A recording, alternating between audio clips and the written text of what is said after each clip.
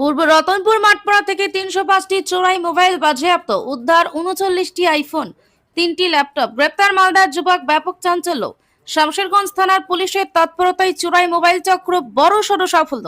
শামশেরগঞ্জে পূর্ব রতনপুর মাঠপাড়া এলাকা থেকে উদ্ধার হয়েছে ৩০৫টি চোরাই মোবাইল ফোন, যার মধ্যে রয়েছে ৩৯টি দামি আইফোন এবং 3টি ল্যাপটপ। প্রাথমিক অনুমান অনুযায়ী উদ্ধার হওয়া আইফোনগুলির বাজার মূল্য প্রায় 40 লক্ষ টাকা।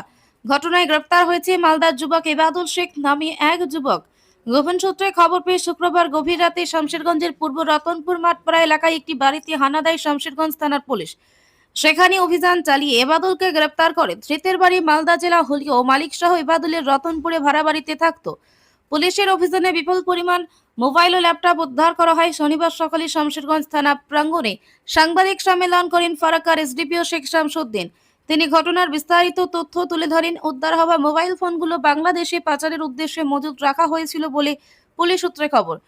শনিবারই ধৃতকে জঙ্গিপুর আদালতে পাঠানো হয়েছে পুলিশের পক্ষ থেকে। পুলিশের প্রাথমিক তদন্তে জানা গেছে, দীর্ঘদিন ধরে সীমান্ত সংলগ্ন এলাকায় চোরাই মোবাইল নেটওয়ার্ক চালাচ্ছিল এবং বিভিন্ন মাধ্যমের সেগুলো পাচার করত।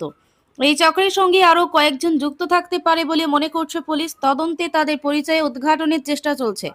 পুলিশ সূত্রে জানা গেছে, উদ্ধার হওয়া ল্যাপটপগুলি চোরাই হতে পারে, তাই সেগুলির মালিকানা যাচাই করা হচ্ছে। শামশেরগঞ্জ থানার আধিকারিকদের দাবি, এই অভিযানে মোবাইল পাচার চক্রে বড় ধাক্কা লেগেছে। এদিকে ঘটনার পর থেকে গোটা এলাকায় ব্যাপক চাঞ্চল্যের সৃষ্টি হয়েছে।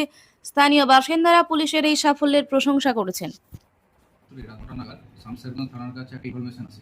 সেই ইনফরমেশন ওয়ার্কআউট করতে গিয়ে শামশেরগঞ্জ থানা পূর্ব রতনপুরে একটি বাড়িতে সার্কাস ময়দানের কাছে একটি বাড়িতে তল্লাশি চালায় এবং তল্লাশি চালানোর সময় একজনকে ডিটেন করে এবং তার পজিশন থেকে টোটাল 305টা মোবাইল, যার মধ্যে 39টি আইফোন এবং 3টি ল্যাপটপ উদ্ধার করা হয়। এগুলি আমরা প্রাথমিকভাবে যেটা পেয়েছি, এগুলো হচ্ছে পাচারের উদ্দেশ্যে নিয়ে এসেছিল এবং এগুলো চোর মোবাইল।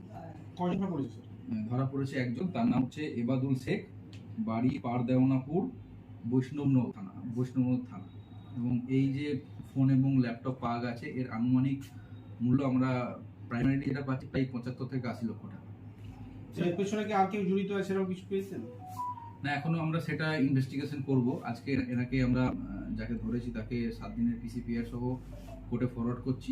তারপরে পিসিতে নিয়ে এসে আমরা বাকি জিজ্ঞাসাবাদ করে আমরা তদন্ত করে বার করব। স্যার, এতগুলো মোবাইল উদ্ধার করার পরেও স্যার মোবাইল হারার কমপ্লেন আসছে বারবার। এরা কোথা থেকে কি করছে স্যার? এটা এখন আমাদের কাছে প্রাইমারি স্টেজ। এখন আমরা ইনভেস্টিগেশন করে বুঝতে পারবো কোথা থেকে এত মোবাইল নিয়ে এলো বা কি